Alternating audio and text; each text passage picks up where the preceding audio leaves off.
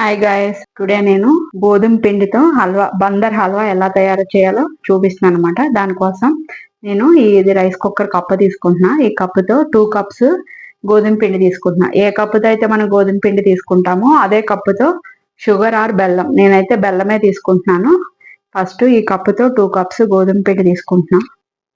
1 2 తీసుకున్నాం కదా. ఇది పాలు తీసుకోవాలన్నమాట. సో దీంతో 4 కప్స్ వాటర్ అయితే పోసుకోవాలి. ఇందులో జారుగా దోసపిండి టైప్లో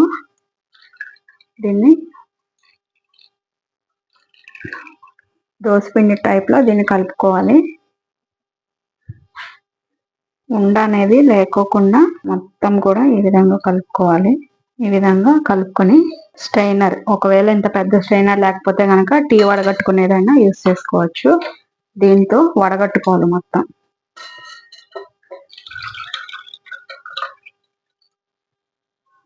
అంటే ఇది నేను ఇంట్లో గోధుమలు కొడి ఆడిచ్చిన పిండే, రెడీమేడ్ పిండి అయితే కాదు. ఎక్కడన్నా ఏమన్నా నలకలు గోధుమలకి ఇలా పొట్టులాగా ఉంటది అనమాట. ఆ పొట్టు అదంతా పోవడం కోసమని ఇలా స్ట్రైనర్ లో వేసుకుని వడగట్టుకోవాలి.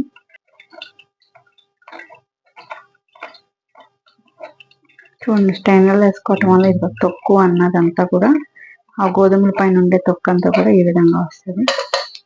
ఈ విధంగా గోధుమ పాలు అయితే వస్తాయి. దీన్ని మనం పక్కన ఉంచేసుకుని ఒక 1 అవర్ తర్వాత అస్సలు కదపకూడదు. 1 అవర్ ఇలాగే మూత పెట్టేసి ఉంచుకుంటే పైన వాటర్ అంతా తేలుతాయి, కింద గోధుమ పాలు వస్తాయి అన్నమాట. ఆ పాలతో మనం హల్వా చేసుకోవాలి. సో నేను దీన్ని పక్కన ఉంచేస్తున్నాను. ఇప్పుడు ఈ విధంగా ప్లేట్ పెట్టుకొని పక్కకైతే ఉంచేస్తున్నాను. 1 అవర్ తర్వాత దాన్ని పాలు తీసుకున్నాము. ఇందాక ఏ కప్పుతో అయితే మనం గోధుమ పిండి వేసుకున్నామో అదే కప్పుతో 2 కప్స్ బెల్లము, ఒక 1/2 కప్పు వాటర్ పాకం పట్టుకోవడానికి వేసుకొని, ఈ కప్పుతో 2 కప్స్ బెల్లం.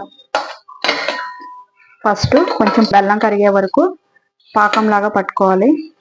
దీన్ని ఫస్ట్ పాకం పట్టుకున్నాం.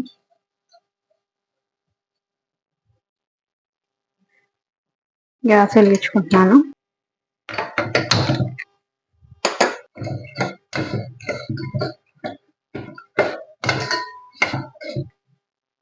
ఈ విధంగా వాటర్ అయితే వచ్చేసినాయి, కనిపిస్తున్నాయి చూడండి.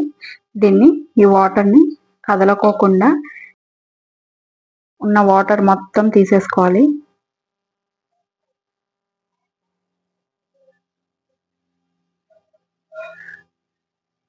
ఇదంతా పైన వాటర్, ఇది కింద చూడండి పాలు ఈ విధంగా వచ్చేస్తాయి అనమాట. దీన్ని ఇప్పుడు మనం హల్వా చేసుకుందాము. దానికోసం ఒక మందపాటి గిన్నె పెట్టుకోవాలి. ఇలా మందపాటి గిన్నె పెట్టుకొని గ్యాస్ వెలిగించుకుందాం. నేనైతే ఎత్తడి గిన్నె పెట్టుకుంటున్నాను. గిన్నె కొంచెం వేడెక్కిన తర్వాత మనం తీసుకున్న పాలు ఉన్నాయి కదా, అవన్నీ కూడా ఇందులో వేసేద్దాం.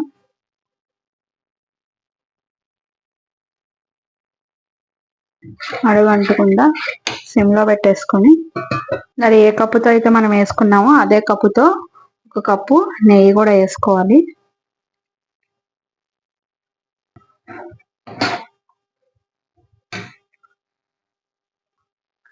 ఇప్పుడు మనం పాకం పట్టుకున్న బెల్లం ఉంది కదా, అది కూడా కొంచెం కొంచెం ఇందులోకి పోసేసుకోవాలి. ఈ విధంగా కలుపుకుంటా ఉండాలి. ఉండన్నది లేకుండా మొత్తం కూడా ఈ విధంగా కలుపుకోవాలి. ఇలా దగ్గర పడుతూ ఉంటుంది. షుగర్తో కూడా చేసుకోవచ్చు, కానీ బెల్లంతో హెల్దీ కాబట్టి సో బెల్లం అయితేనే టేస్ట్ కూడా బెల్లందే బాగుంటుంది షుగర్ కన్నా.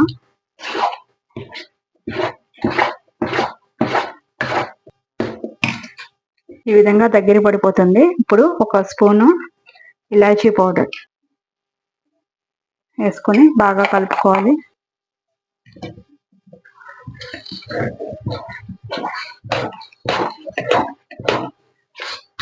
ఈ విధంగా గట్టిపడిపోతుంది చూడండి. ఇప్పుడు దీన్ని ఒక ప్లేట్కి నెయ్యి రాసుకొని అందులో పోసుకోవాలి. చల్లారిన తర్వాత ముక్కల్లా కట్ చేసుకోవాలి. సో ఇప్పుడైతే నేను ఒక ప్లేట్కి గీ అప్లై చేసి ఆ ప్లేట్లో పోస్తాను. స్టవ్ అయితే ఆఫ్ చేసేసాను. 1 స్పూన్ నెయ్యి వేసుకొని ఇది ప్లేట్కి అంతా పట్టేలాగా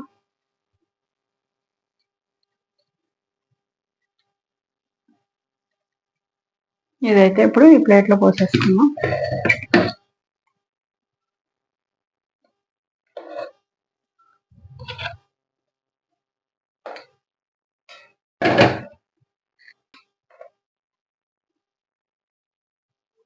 ఈ విధంగా ప్లేట్ మొత్తం సర్దుకోవాలి. చేతికి గీ రాసుకుని ఈ విధంగా మొత్తం ప్లేట్ అంతా సర్దుకోవాలి. నేను ఎటువంటి ఫుడ్ కలర్స్ అయితే వేయలేదు.